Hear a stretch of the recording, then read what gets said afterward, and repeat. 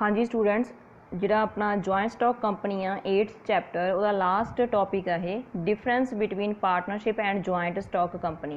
Partnership firm ਅਤੇ joint stock company ਦੇ ਵਿਚਕਾਰ ਕੀ डिफरेंस आ ਤਾਂ ਇਹ ਵੀ पॉइंट है, ਜਿਹੜਾ ਇਹ टॉपिक आ बहुत इंपॉर्टेंट है। ਇਹਦੇ भी बेसिस ऑफ डिफरेंस लर्न करने ਪਹਿਲਾਂ, जिमें गवर्निंग एक्ट, फिर रजिस्ट्रेशन, फिर ਇਹਦਾ डिफरेंस लर्न करना। सो ਆਪਾਂ फस्ट पॉइंट तो स्टार्ट करते हैं। गवर्निंग एक्ट ਜਿਹੜੀ पार्टनरशिप आ, पार्टनरशिप कंसर्नड आ governed by partnership act 1932। Partnership जिहड़ियां फॉर्म्स हुंदियां ने वो किहदे अंडर रजिस्टर हुंदियां ने? पार्टनरशिप एक्ट 1932 ਜਾਂ कह दीए पार्टनरशिप एक्ट आ जिहदे अकॉर्डिंग ये चलदे आ पार्टनरशिप वाले। ठीक आ। Joint stock company are incorporated and governed by companies act 2013। ਇਹਦੇ ਲਈ कंपनीज एक्ट है जिहदा नेम है 2013। ठीक आ। तो ਉਹਦੇ अंडर ही ये चलदियां ने companies, joint stock companies. Next है registration. Registration of a partnership firm under partnership act is not compulsory. Partnership firm की रजिस्ट्रेशन हुई होनी कंपलसरी नहीं है, but it is optional it because एक जी रजिस्टर्ड होंगी आ इट गैट प्रिविलेजिज। ठीक आ, ओवर द अनरजिस्टर्ड फर्म। हुण ये दस्सिया गया वा भी ये ऑप्शनल आ, भी थोड़े कोले तुसीं चाहो तो इसकी रजिस्ट्रेशन करा सकते हो, जे चाहो तो ना करवाओ, बट जे करवाई होगी तो सानू ये काफ़ी सारे बैनीफिट्स ने, काफ़ी प्रिविलेजिस मिलदियां ने। नैक्सट है रजिस्ट्रेशन कंपनी की। Registration of a joint stock company is compulsory under the companies act. जी जॉइंट स्टॉक कंपनी है ये रजिस्ट्रेशन कंपलसरी आ कादे अंडर? कंपनीज एक्ट के under. A public company has to obtain a certificate of incorporation and certificate of commencement before starting up its business। जे कोई public company है तो उन्होंने दो सर्टिफिकेट की लड़ पैंदी आ। पहला दा उहदा नाम हैगा, पहले नंबर जिहड़ा चाहिदा सर्टिफिकेट ऑफ इनकॉर्पोरेशन, दैन उस तो बाद चाहिदा इन्हां नूं certificate of commencement of business, तां ही उहदा काम स्टार्ट कर सकदे आ। But a private company can start up its business only after obtaining certificate of incorporation. But जी प्राइवेट कंपनी आ वो सर्टिफिकेट ऑफ इनकॉर्पोरेशन लैण तो बाद ही आपका बिजनेस स्टार्ट कर सकती है। थर्ड पॉइंट देखो, लीगल स्टेटस, कानूनी तौर पर स्टेटस की गल करते हैं।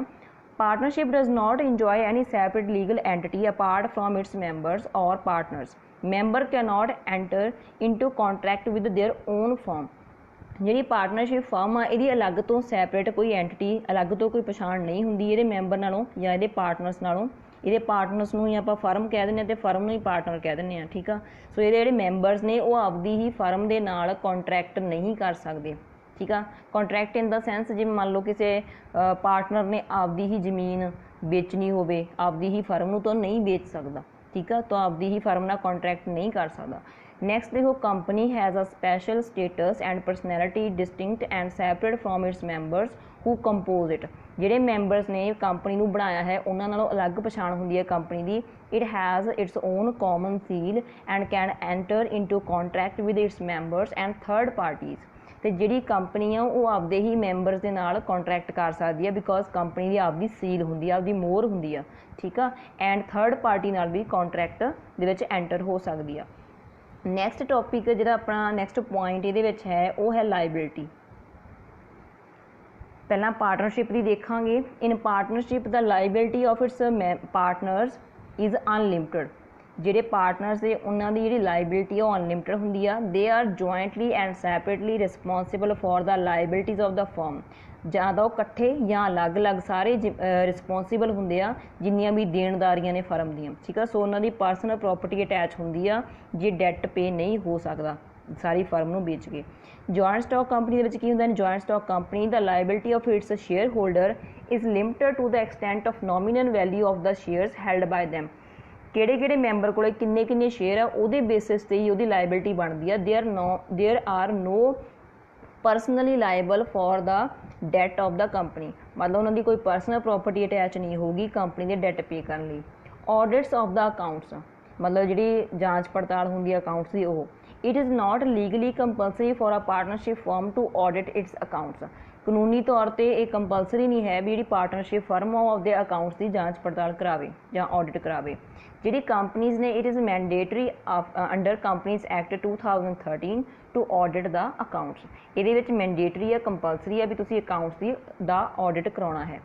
Number of members, at least 2 members are required for starting up a partnership firm. The maximum number of partners is 10 in case of banking business and 20 in case of other business.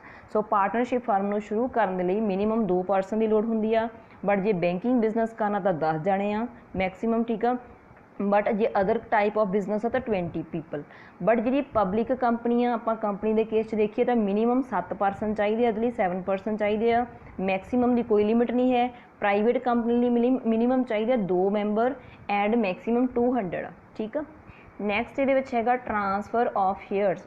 A partner cannot transfer his share to a third party without the full consent of all the other partners।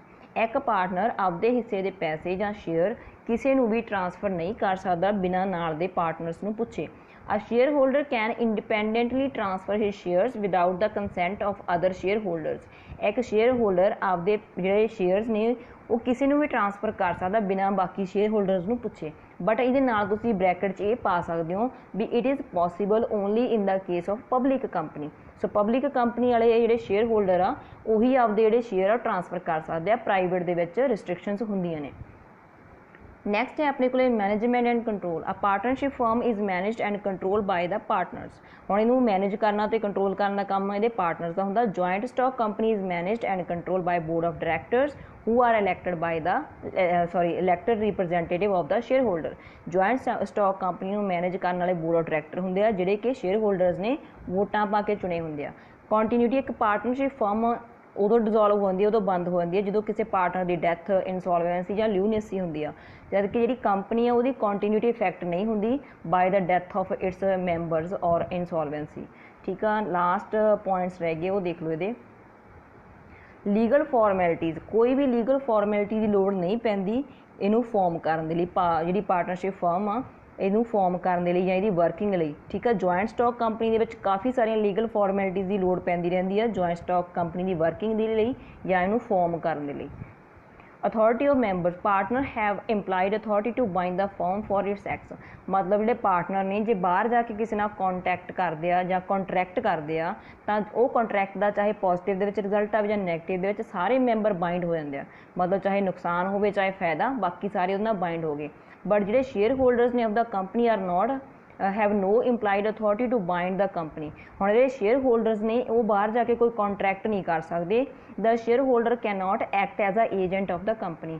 जो share holder है वो आपके company के एक agent के तौर पर act नहीं कर सकते। लास्ट पॉइंट है वाइंडिंग अप, मतलब बिजनेस का बंद करना। No legal formalities are required to be fulfilled for the winding up of a partnership firm. It can be dissolve on the death, insolvency और on a notice given by any of its partner in case a firm is unable to pay its debts, the insolvency act will apply। मान लो जी partnership firm आ ये किसी की death हो गई आ भी बंद हो जूगी, किसी ने नोटिस दिता भी बंद हो जूगी, ठीक है। ਜਾਂ आपके डैट्स पे नहीं कर सकी, ठीक है, भी एक नोटिस दे के इनसॉल्वेंसी एक्ट के अकॉर्डिंग बंद हो जूगी। बट जी कंपनी आ, company is bound up only by carrying out the process prescribed in the Companies Act। Companies Act ਦੇ ਵਿੱਚ ਤਰੀਕਾ ਲਿਖਿਆ ਹੋਇਆ ਵੀ ਇੱਕ ਕੰਪਨੀ ਕਿਵੇਂ ਬੰਦ ਹੋ ਸਕਦੀ ਆ। ਮੈਨੀ ਲੀਗਲ ਫਾਰਮੈਲਿਟੀਜ਼ ਉਹਦੇ ਵਿੱਚ ਚਾਹੀਦੀਆਂ ਹੁੰਦੀਆਂ ਨੇ ਕੰਪਨੀ ਨੂੰ ਬੰਦ ਕਰਨ ਲਈ। ਇਹਦੇ ਨਾਲ ਆਪਣਾ ਇਹ ਚੈਪਟਰ ਇੱਥੇ ਖਤਮ ਹੋ ਗਿਆ, ਠੀਕ ਹੈ।